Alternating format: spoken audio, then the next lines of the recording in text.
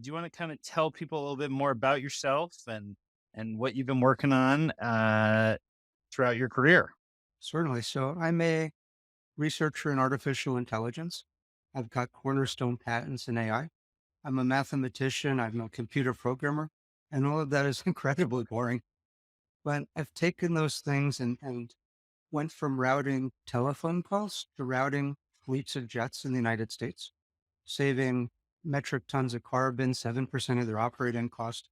And in all of that work, I spotted a gap in our industry, which is we were flying heavy metal jets for short hops where they can't be high and efficient. They're low and slow, environmental catastrophes, unsafe, really disastrous. And I decided to start an airline using a new type of machine, carbon fiber, single pilot, single engine, parachute equipped, can land itself with an AI, something that's safer, more environmentally friendly, just better for those short haul missions. So basically, the data demanded I do this. We were flying heavy metal jets at an average speed of 243 knots with an average passenger count of 1.8 people. And there was just a better way to do that. So that's how we got here. Yeah. I never saw myself as an airline CEO, but that's what happens when you want to change things. Yeah. No, I love it. That is it's such an amazing kind of gap in the industry. Uh how did that kind of process happen? I'm always fascinated with innovation and the process by which people innovate. Was that kind of an aha moment? Was it gathering little pieces of data over time? How did that look like for you? So there were two steps to this. The math problem that I tackled is called the traveling salesman Okay. problem. And it's not something you compute a solution to. It's something you tackle with brute force. And it's a supercomputer class problem, and it's a factorial problem. So imagine a deck of cards, and you perfectly shuffle that deck of cards. By the way, Dean Kamen gave me the way to talk about this finally. No human being has ever held the same perfectly shuffled deck of cards. It's 52 times 51 times 50 times 49. It's like you're getting into the number of stars in the universe type of numbers. Yeah.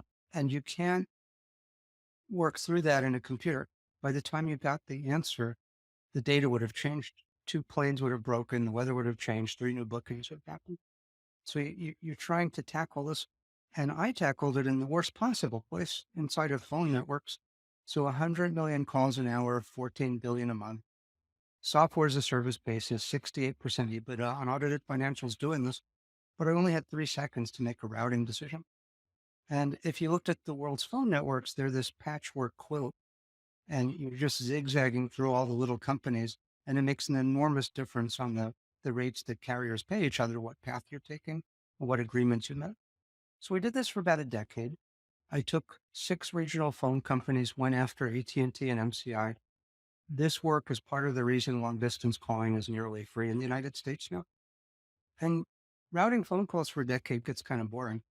And on the board of that company was Peter Diamandis, creator of X Prize, pilot. I'm a pilot. We thought, what else are we going to do with all this routing firepower? Let's do something that's never been done before. Let's take it and adapt it to aviation. Instead of hundreds of millions of calls an hour, let's tackle 10,000 flights a day and just overwhelm this and be able to dynamically reoptimize fleets. So did that for a decade. The best floating fleet operators in the US have run my AI from time to time, saves them 7% of their operating costs. Has huge impact. We were flying 40% empty, and now we're flying 20% empty. And it's That's unbelievable. just better environment, better cost.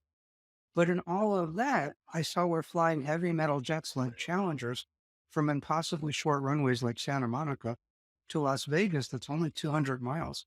And they can't climb high or be fast or be efficient. In fact, they can barely stop in 3,500 feet. They occasionally go off runways with kill people. And I thought there had to be something better. And when you look at it, the data just screamed, you're not getting any speed. These machines should be high and fast and cross an ocean or a continent, but there's something more going on. They're metal. And every time you inflate them, there's stress on the airframe called metal fatigue. And so you lose as much life doing these 20-minute hops as if you crossed an ocean or a continent. So no one wants to use their heavy metal jet to do these short hops. So carbon fiber fixes the metal fatigue. One engine adapted from a cruise missile designed to go low and slow and be efficient fixes the performance envelope. You take that all together, and we're one third to one ninth the fuel burn. Much quieter. I've got the quietest jet ever. It's 50 decibels quieter than stage 4 noise requirements. Much safer. It can land itself. It has a parachute, it has an AI, but more than that, it's designed to take off and land in 2,000 feet, as opposed to a very long runway with lots of fuel going lots of distance. It's just a better solution. And the data just screamed, Richard, start an airline. Richard, you got to fix this.